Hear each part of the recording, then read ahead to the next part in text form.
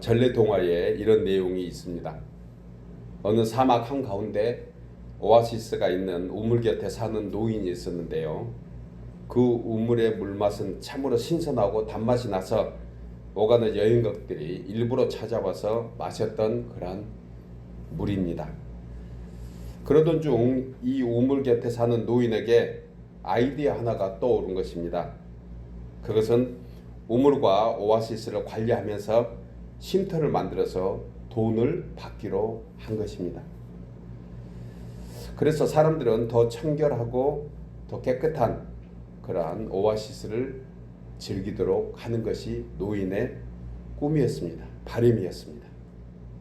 그리고 예전보다 관광객들이 더 많이 찾아와서 이제 돈 없이 걱정 없이 살 수 있는 기회가 되기를 바라는 노인의 마음대로 정말 오아시스를 통해서 좋은 물들을 공급해주고 또 거기서 소득도 얻어가며 부자가 되기 시작했습니다. 그런데 걱정이 하나 생겼습니다. 그것은 우물물이 점점 줄어가는 것입니다. 노인은 여러 가지로 고민을 했습니다. 왜 그럴까? 왜 물이 줄어들까? 이 문제를 해결하려고 애쓰는 가운데 노인의 눈에 이것이 들어왔습니다. 그것은 바로 그 우물 곁에 풍성하게 서 있는 야자수들이었습니다. 야자수가 왠지 우물물을 빼앗고 있다는 생각을 이 노인이 하게 된 것이에요. 충분히 그럴 수 있겠죠. 그래서 노인은 아이디어를 생각하면서 그 야자수 모두를 다 뽑아버리고 있습니다. 그러자 잠시 후 우물물은 줄어들지 않는 것 같은 느낌을 노인은 받았습니다. 아, 잘했다. 정말 좋은 판단했어. 저 야자수들이 문제였어. 그런데 어떻게 됐을까요? 시간이 지나면서 급기야 그 야자수는 없어졌지만 그 우물물은 더 줄어간 것입니다. 그리고 이제 야자수가 없어서 그늘도 사라졌고 그리고 물도 없으니까 결국 찾는 이가 없었던 것입니다. 노인은 우물 곁에서 절망 가운데 죽어갔다는 얘기입니다. 여러분, 이 동화 속의 노인은 누구일까요? 오늘날 하늘아버지께서 베푸시는 은혜를 잊어버리고 욕심에 쌓여 하나님의 순리에 순종하지 못하고 살아가는 세상에 욕망 가득한 인간들의 모습이 이 노인의 한 단면이 아닌가 생각을 하게 됩니다. 사도 바울은요, 이 같은 인생에 대하여 디모데전서 6장 9절에서 이 노인과 같은 인생들에 향하여 이렇게 말씀합니다. 부하려 하는 자들은 시험과 올무와 여러 가지 어리석고 해로운 정욕에 떨어지나니 곧 사람으로 침노과 멸망에 빠지게 하는 것이라. 돈을 사랑함이 일만하게 뿌리가 되나니 이것을 사모하는 자들이 미혹을 받아 믿음에서 떠나 많은 근심으로서 자기를 찔렀도다. 어떻습니까? 전래동화에 나와 있는 이 노인의 모습, 노인과 야자수들, 그리고 우물물의 모습이 오늘날 이 디모데 전서 6장 9절 속에 다 담겨 있는 것입니다. 출애굽한 이스라엘 백성들도 이와 같았습니다. 저들은 처음에 구원받은 하나님을 참으로 좋아했습니다. 놀라운 기적들을 보면서 홍해가 갈라지고 애국 군대가 거기에 수장됐던 모습, 그리고 나와서 그 넓은 광야지만 거기에 자유가 있었고, 그리고 때를 따라서 만나와 메추라기를 내려주시는 그 하나님, 또 반석을 열어서 미네랄이 풍부한 생수를 내어주신 하나님, 그 앞에 경외하지 않을 수가 없었습니다.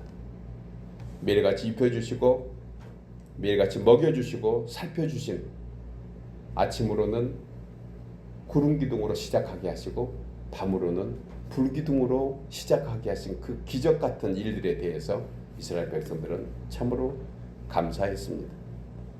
그런데 저들은 좀 지나서 살만하니까 이제 하나님이 부담이 되고 말씀대로 살지 못하는 심령이 오히려 불편하게 된 것입니다. 그래서 저들은 하나님이 없으면 더 많은 자유와 풍족함을 누리리라 생각했습니다. 그리고 이제 저들은 하나님을 점점 멀리하기 시작했습니다. 그러니 본선대로 살아갈 수밖에 없었습니다. 자기 소견에 옳은 대로 살아간 것입니다. 그 결과 어떻게 되었습니까? 저들은 우물 곁에서 죽어가는 노인과 똑같은 모습으로 결국 멸망할 수밖에 없었던 것입니다. 여러분, 인생으로 하여금 자족하게 하는 것, 이것은 바로 감사와 연결됩니다.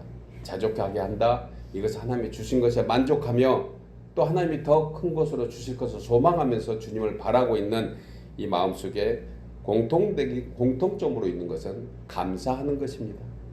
때로는 어려워도 감사, 또 풍부할 때 더욱 감사하는 그런 마음, 이것이 바로 하나님 앞에 감사하는 그러한 인생으로 살 수 있는 것입니다. 2011년도 SNS에 올라온 30대의 모든 걸 다 가졌던 의사의 마지막 소원이라는 그러한 제목의 기사가 있습니다. 아마 여러분도 아는 분들이 계실 것입니다. 싱가포르의 의사인 리처드 테오 킹 시앙이라는 사람입니다. 그 사람의 이야기인데, 이 사람은 순풍에 돛단 듯이 모든 것이 순조로운 인생이었습니다. 누구나 부러워하고 모든 사람의 로망으로 30대의 젊은 나이에 성형외과 의사로서 부와 명예, 그리고 이 모든 나머지를 다 소유하고 가졌던 최고의 엘리트로 살았습니다. 그가 취미생활로 스포츠카를 수입하고 레이싱을 즐기고 유명 인사들과 함께 매일 파티를 누리며 화려한 인생으로 그는 부족함이 없이 살았습니다.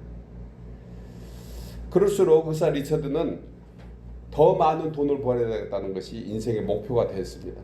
더 많이 돈이 있으면 더 많이 즐길 수 있다는 것, 그가 생각한 인생의 목표였습니다.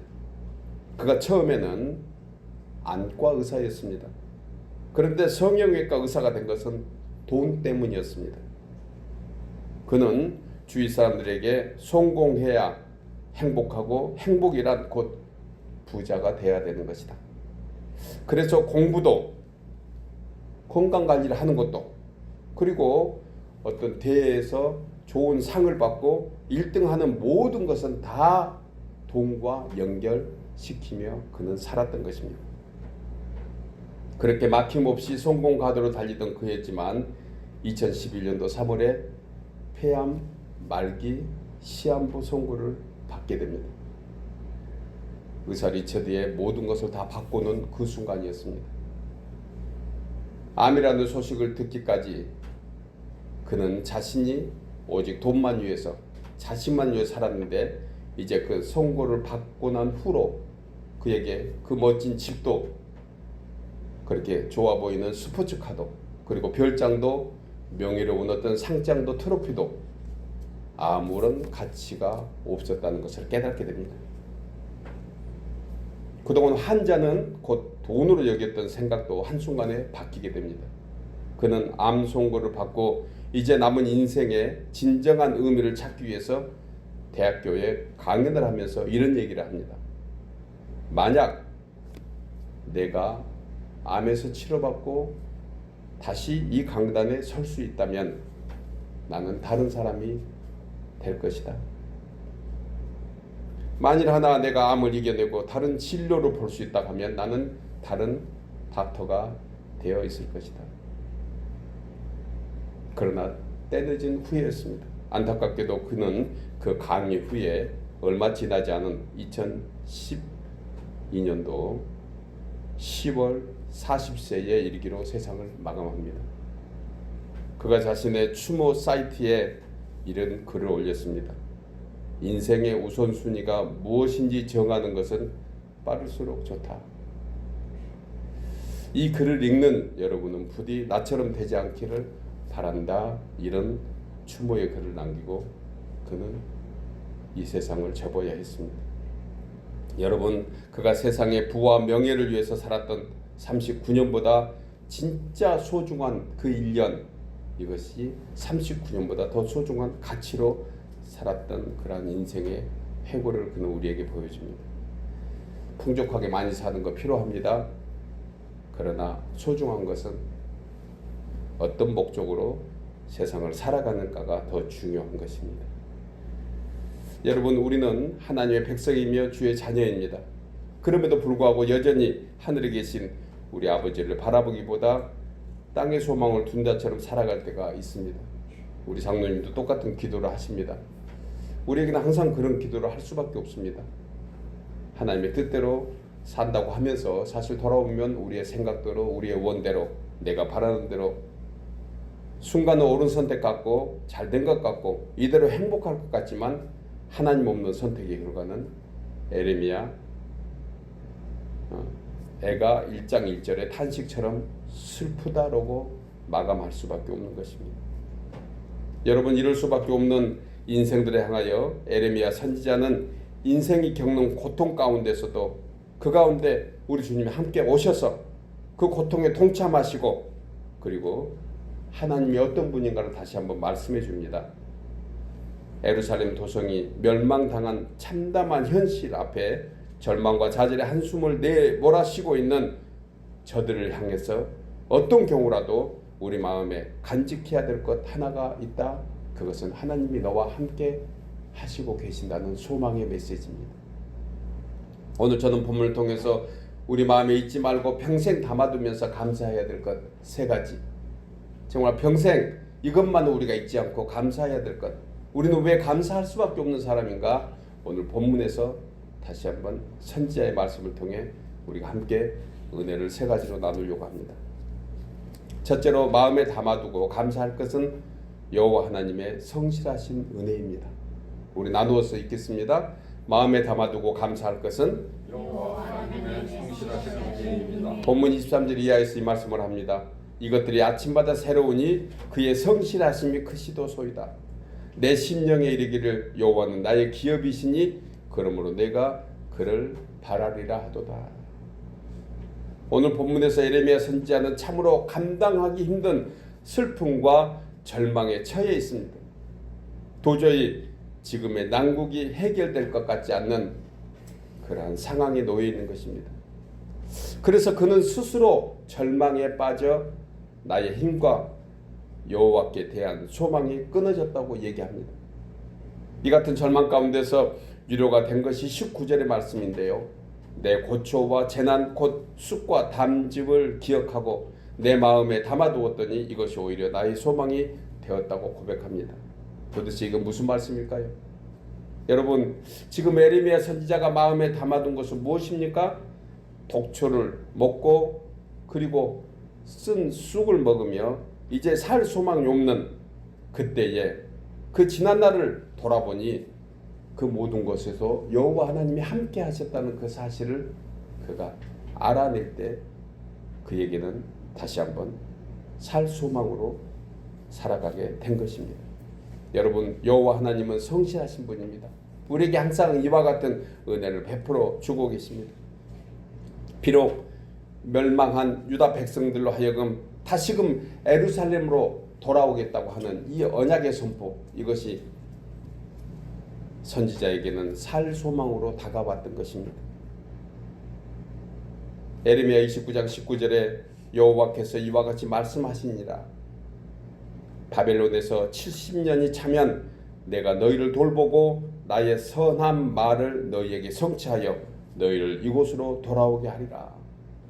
이 언약은 사실 살 소망을 잃고 좌절에 빠져있는 이스라엘에게 주의 성실하심을 선포하는 가장 귀한 메시지입니다. 언약, 말씀을 이루신 하나님, 그 말씀을 주시고 또한 우리는 그 말씀을 잊고 믿지 못할 때에도 성실하신 하나님께서는 그 말씀을 이루어 가시고 계신다는 사실을 우리 모두가 다시 한번 생각해야 합니다. 여러분, 성도에게 소망을 위협하는 것들 중 하나가 성실하신 하나님의 약속을 불신할 때입니다. 성실하신 하나님을 잊어버리면 인생들은 살 소망을 잃게 되는 것입니다. 극히 당연합니다. 성경은 우리를 하나님의 언약의 자녀라고 말씀합니다. 그러므로 이 언약을 성실하게 성취하시는 하나님 아버지를 잊지 않는 것이 참으로 우리에게 귀한 믿음이며 우리에게 필요한 그러한 요소인 줄 믿으시기 바랍니다. 여러분, 하나님은 성실하십니다. 우리는 거기에 다 충실하고 온전하지 못할지라도 하나님은 그 일을 매일 새롭게 우리에게 말씀해 주고 계십니다. 그래서 본문에서 예레미야 선지자는 이 은혜가 아침마다 새롭다고 했습니다. 아침마다 새롭다. 이것은 매일매일 광야에서 이스라엘 백성들에게 만나와 메추라기를 그리고 필요에 따라서 반석을 내셔서 그렇게 생수로 먹이신 것처럼 매일 새롭게 우리 하나님의 성실하신 은혜를 우리에게 공급해 주신다는 사실을 잊지 말아야 합니다.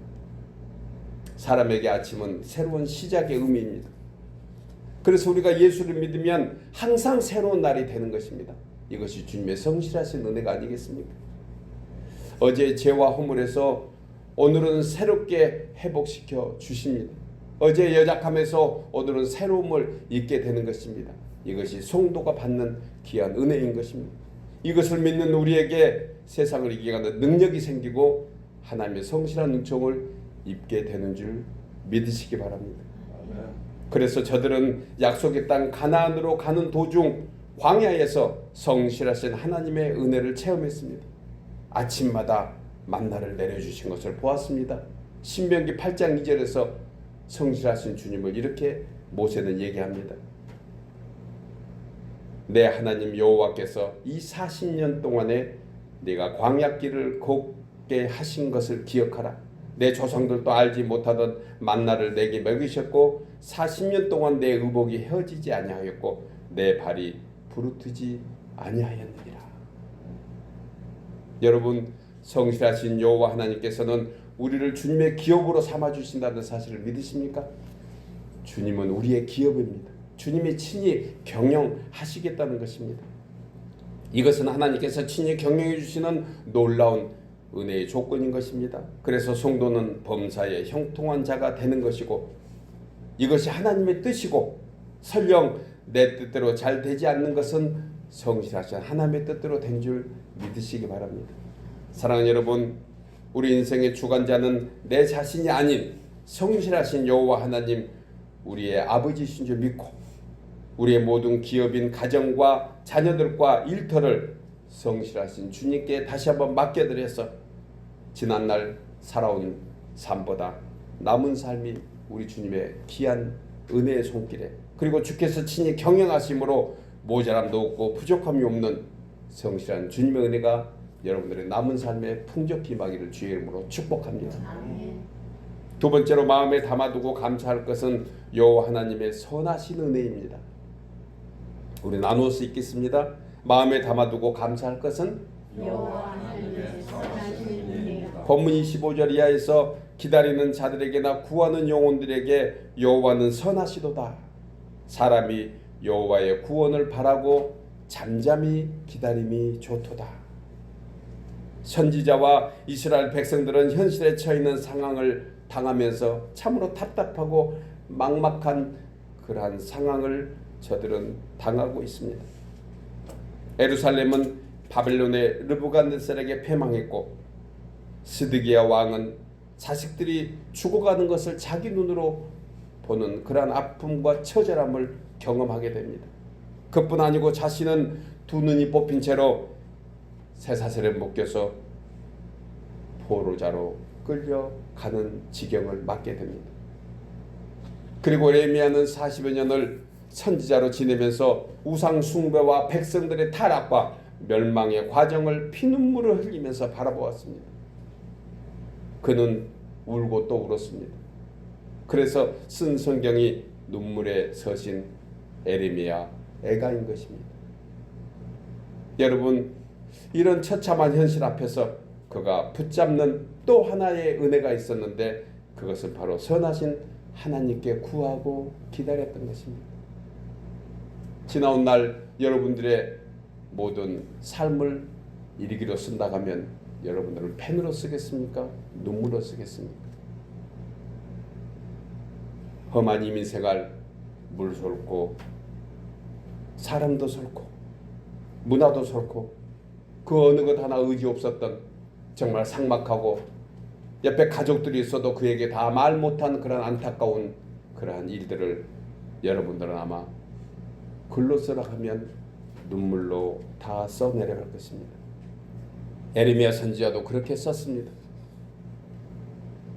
그러나 분명한 것은 어려울 때마다 그는 선하신 하나님께 기도하고 살았던 것입니다.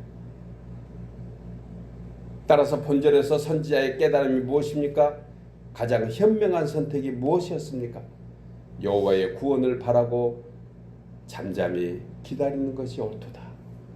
힘들고 어려운 이민생활 속에 지난날 2023년 시작하던 상반기 6개월 동안도 어렵고 힘들 때마다 절망에 빠지지 않고 소망 되시는 주님께 모든 기도와 간구로 오늘이 날까지 우리가 있는 줄 믿습니다. 주님은 다 들으셨습니다. 입으로 얘기하지 않는 것조차도 주님은 그 마음을 헤아려 주셨습니다.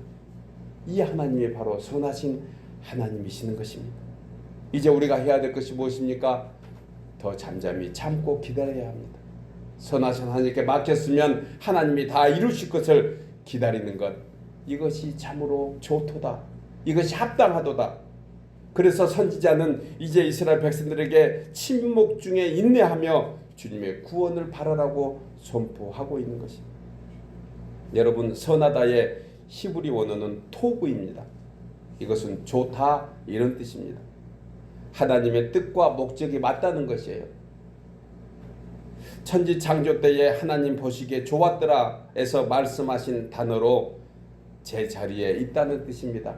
성도는 제자리에 있어야 되는데 선하신 하나님을 바라보는 것이 제자리에 있는 것입니다. 그렇다면 지금 본문에서 우리에게 말씀하신 바야르 엘로힘 키 토브, 하나님 보시기에 좋았더라, 이것은 무엇을 뜻할까요? 본문 26절에 사람이 여호와의 구원을 바라보고 잠잠히 기다리는 것.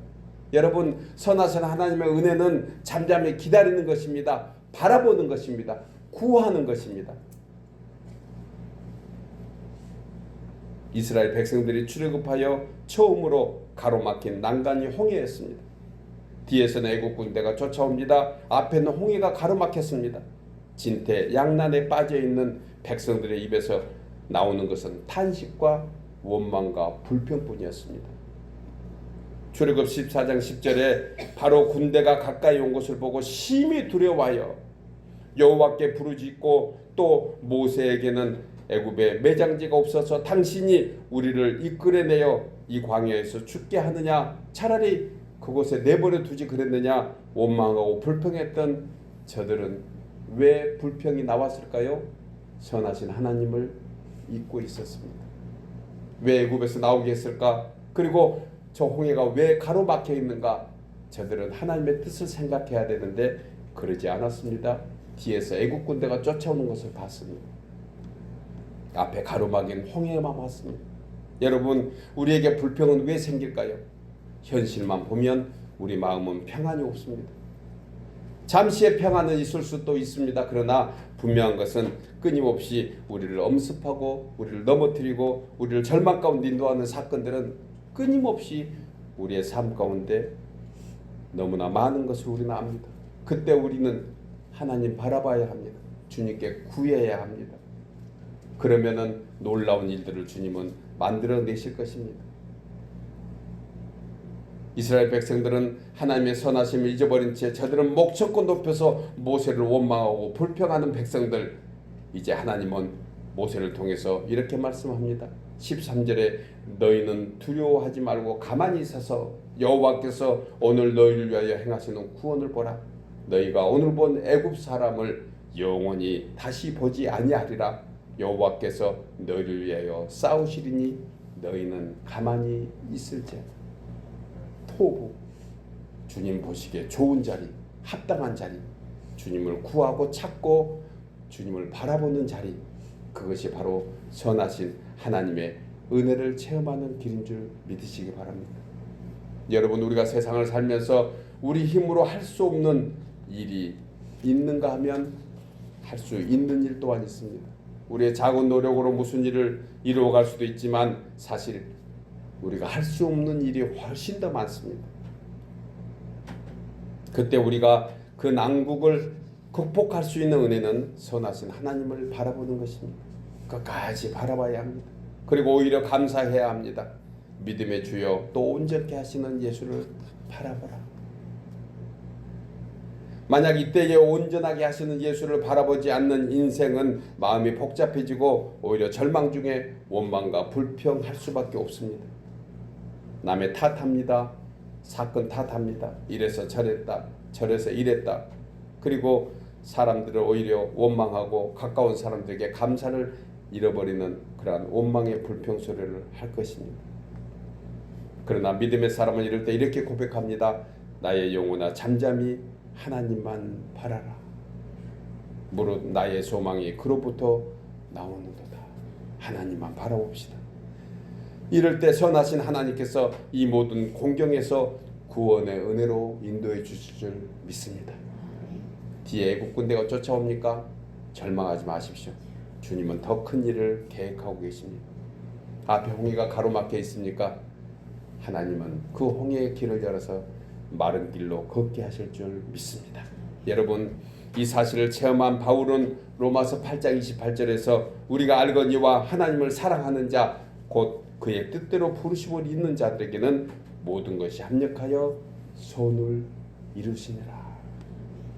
사랑하는 여러분, 우리가 살아가면서 이스라엘 백성들처럼 어렵고 절망스러운 현실이 우리를 위협한다 할지라도 본절의 말씀과 같이 선하신 여호와 하나님의 구원을 바라고 잠잠히 기다림이 좋도다 찬양하며 구원의 주 영광의 주를 바라보고 이 어려운 시대를 이 어려운 때를 극복하고 나가는 여러분 모두 되기를 주의 이름으로 축복합니다. 마지막 세 번째로 마음에 담아두고 감사할 것은 여호와 하나님의 긍휼하신 은혜입니다. 우리 나누어서 읽겠습니다. 마음에 담아두고 감사할 것은 여호와 하나님의 긍휼하신 은혜이다. 본문 32절에서 그가 비록 근심하게 하시나 그의 풍부한 인자하심에 따라 긍휼히 여기실 것임이라. 주께서 인생으로 고생하게 하시며 근심하게 하심은 본심이 아니시로다. 하나님의 뜻이 아니시다. 고생하는 것은 하나님이 원하는 것도 아닙니다. 우리가 근심하는 것은 더더구나 하나님의 바람이 아니십니다. 근심하게 하는 것은 두렵 마음 가진 것은 마귀 사탄이 하는 짓입니다. 오늘 본문의 인자하심의 이 영어 단어가 바로 mercy입니다. NIV 성경에 unfailing love라고 되어 있습니다. unfailing love, 실패가 없는 사랑이라는 뜻이에요. 실패가 없는 사랑.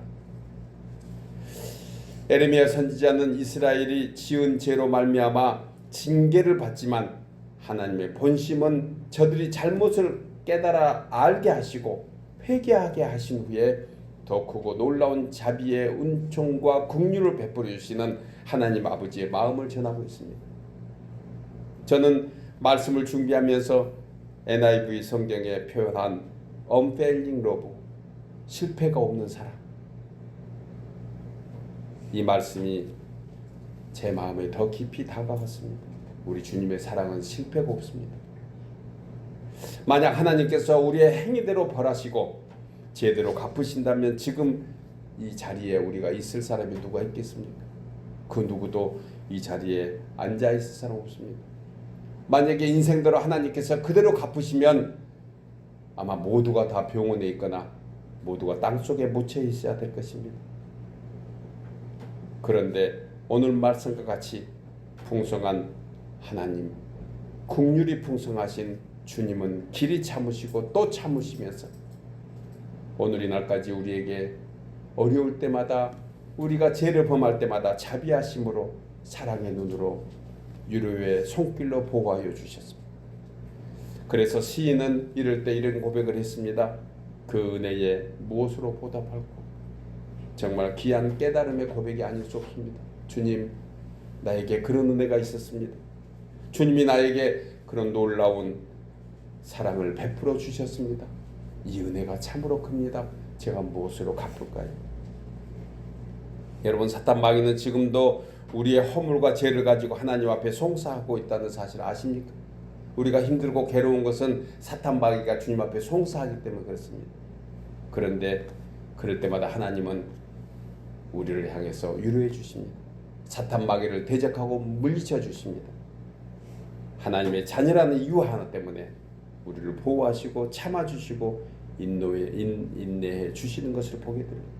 그리고 우리가 그 죄 가운데서 돌아오기를 주님은 길이 참고 오늘도 참고 계셨습니다. 주의 긍휼하신 은혜가 있기 때문입니다.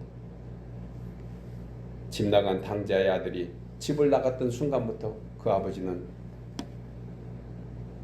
그 아들이 돌아오는 그 길목에서 매일같이 바라보셨던 것처럼 우리 하나님은 그런 은혜로 우리를 바라보고 계십니다. 다윗은 시편 103편 8절에서 여호와는 긍휼이 많으시고 은혜로우시며 노하기를 더디하시고 인자하심이 풍부하시도다. 자주 경책하지 아니하시며 노를 영원히 품지 아니하시리로다. 우리의 죄를 따라 우리를 처벌하지 아니하시며 우리의 죄악을 따라 우리에게 그대로 갚지 아니하셨으니 이는 하늘이 땅에서 높음 같이 그를 경외하는 자에게는 그의 인자하심이 크심이로다. 그의 인자하심이 우리의 죄와 허물보다 더 크시니 얼마나 귀한 은혜입니까? 여러분, 저와 여러분이 이 말씀 가운데 살아갈 수 있다는 것, 이것이 복된 거 아니겠습니까? 우리가 알지 못할 때 주의 자비로우신 은총이 오늘의 날까지 우리를 있게 하셨습니다. 믿으시기 바랍니다. 여러분, 하나님만이 가지고 계시는 고유한 성품이 무엇입니까? 영원함과 불변하십니다. 그래서 인생들을 의지하지 말라고 시인은 얘기합니다. 인생들은 변합니다. 금방 좋았다가 싫어질 수도 있습니다. 힘이 있다고 할 것 같지만 생명이 끊어지고 땅에 묻히면 그의 생각이 아무것도 아니라고 했습니다. 그러나 하나님은 영원하십니다. 변함이 없으십니다. 사실 이 두 가지도 첫사람 아담에게 있었는데 불순종의 죄로 말미암아 상실되었던 것입니다. 따라서 오늘 말씀 속에서 우리 마음에 담아두고 평생 감사할 것, 우리에게는 아담보다 더 귀한 우리 주 예수 그리스도가 우리 속에 함께 하십니다. 성령께서 우리를 매일같이 품어주시고 위로하시고 축복하여 주십니다. 그 성령의 은혜가 있어서 우리는 오늘날까지 살게 하신 것입니다. 주의 성실과 주의 선하심과 주의 긍휼하신 은혜가 우리 영혼에 영원하도다. 사랑하는 여러분, 이제 이 세 가지를 우리 삶의 영역에서 얼마나 적용하고 사는가, 그 말씀을 얼마나 붙잡고 사는가, 주의 성실하심과 주의 선하심과 주의 긍휼하심을 얼마나 마음속에 담고 사는가, 이것이 바로 우리의 믿음인 것입니다.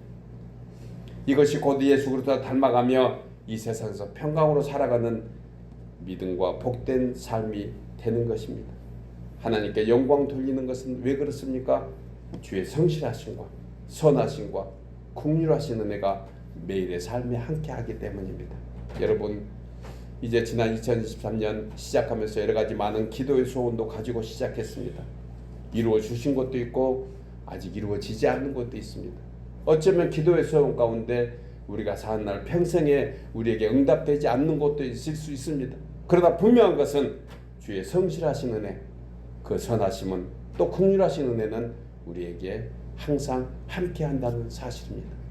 내 소원대로 안 된 것은 주님의 뜻대로 된 줄 믿고, 또한 내 소원대로 돼서 오늘날까지 있게 하신 것에 감사하면서 남은 2023년 하반기에도 주 안에서 복되시고 주 안에서 감사하는 저와 여러분 되기를 주의 이름으로 축복합니다. 아멘.